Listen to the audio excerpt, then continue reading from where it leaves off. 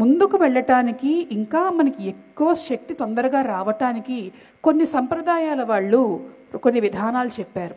మీకు ఆరోగ్యం కావాలి లేదా ప్రత్యక్ష భగవంతుడుగా భావించేటువంటి సూర్యుని సాధనతోటి తొందరగా ధ్యానంలో ముందుకు వెళ్ళాలి. సూర్యుడిని ధ్యానించండి. కానీ ప్రత్యక్షంగా సూర్యుని చూస్తూ ఉంటే ఏమవుతుంది? కళ్ళు దెబ్బతింటాయి. దానికోసం ఒక మార్గం చెప్పారు. ఒక పాత్ర తీసుకొని దాంట్లో నీళ్లు పోసి ఆ నీటిలో సూర్యుడి యొక్క ప్రతిబింబాన్ని చూస్తూ మీరు ధ్యానించండి. సూర్యశక్తి మీ మనసుకు చేరి ఆకాశంలోనే కాదు మీ దహరాకాశంలో కూడా సూర్యుడు ఉదయిస్తాడు అని ఒక మార్గం చెప్పబడింది. మనశ్శాంతి కావాలి, మానసిక ఉల్లాసం కావాలి అనంటే చంద్రకిరణాలలో ధ్యానం చెయ్యండి. పాలలో చంద్రుణ్ణి చూడండి. చూస్తూ ఆ చంద్రుణ్ణి మీ మనసులో నింపుకోండి. మనసంతా చంద్రమయం అవుతుంది. మనశ్శాంతి అనేటువంటిది వస్తుంది. అంతేకాదు ఆ పాలలో చంద్రుని చూడటం అనగా మనకేం గుర్తొస్తుంది? వినాయక చవితి కథ గుర్తొస్తుంది. పాపం కృష్ణుడు పాలలో చవితి చంద్రుడిని చూసి నీలాపనిందల పాలయ్యాడు. మనకు అలాంటి ఇబ్బందులు ఏముండదు. మనం చేసేటువంటి ధ్యానం కాబట్టి ఆ ఇబ్బందులు ఏముండవు. అయితే ఆ నీటిని పాలను కూడా మీరు ఇంకా వీలైతే ప్రసాదంగా తీసుకోండి, తీర్థంగా తీసుకోండి. సూర్యకిరణాలు ప్రవేశించినటువంటి నీరు, చంద్రకిరణాలు ప్రవేశించినటువంటి నీరు లేకపోతే పాలు, వీటిని కనుక తీసుకుంటే మీ ధ్యానానికి మరింత శక్తినిస్తుందంటుంది ఒక సంప్రదాయం. అయితే 24 గంటలు సూర్యచంద్రుల్ని అసలు ఎక్కడ చూస్తామండి? ఈ మధ్య వాళ్ళని చూసి చాలా రోజులైంది. హాయి చెప్పడానికి కూడా మనకు తీరికొంటం లేదు. ఏదో మా పనుల మీద మేము వెళ్తూ ఉంటాం, వస్తూ ఉంటాం. అప్పుడప్పుడు ఏదో రెడ్ మూనో లేకపోతే బ్లూ మూనో బిగ్ మూనో అని టీవీలో చెప్తే, యూట్యూబ్లో వస్తే, ఛానల్స్లో వస్తే ఆ రోజు ఏదో ప్రత్యేకంగా చూస్తాము.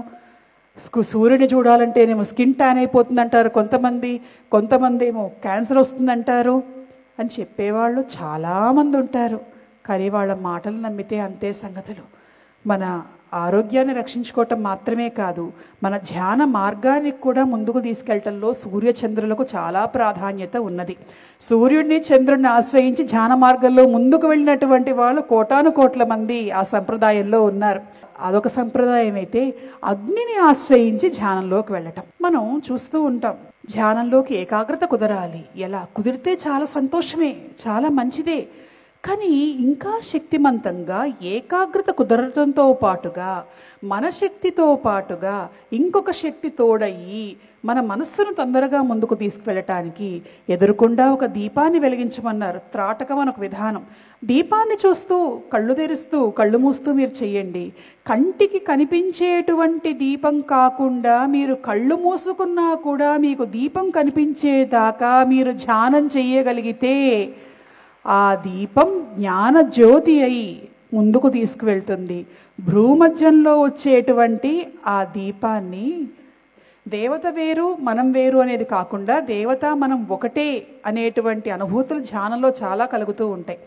ఇలా మామూలుగా లలితా సహస్రనామాల్లో ఉన్న చూడండి, అంతర్యాగ సమారాధ్య అని చెప్పి మన మనస్సునే మనం ఒక యజ్ఞకుండంగా భావించి ధ్యానాగ్నిని వెలిగించి దేవతకు మనం ఆహుతులు సమర్పిస్తే భ్రూమధ్యంలో ఆజ్ఞాచక్రం దగ్గర పరమేశ్వరి ఒక దివ్య జ్యోతిగా వెలుగుతుంది. ఆ జ్యోతిని తురీయ చండి అంటే, తురీయం అంటే చివరిది, తురీయ చండి అనేటువంటి పేరుతో పిలుస్తున్నారు. మామూలుగా మనం కలౌ చండీ వినాయకం, కలికాలంలో చండీదేవిని ఆరాధించండి అని అంటూ ఉంటారు. అది కేవలం బాహ్యంగా ఆరాధించటం మాత్రమే కాదు, ధ్యాన మార్గంలో ఆరాధించి మీ భ్రూమధ్యం మధ్య దివ్య జ్యోతిని వెలిగేటట్లుగా చేసుకోండి, చండీ అనుగ్రహం మీకు వస్తుంది అంటోంది మరొక సంప్రదాయం.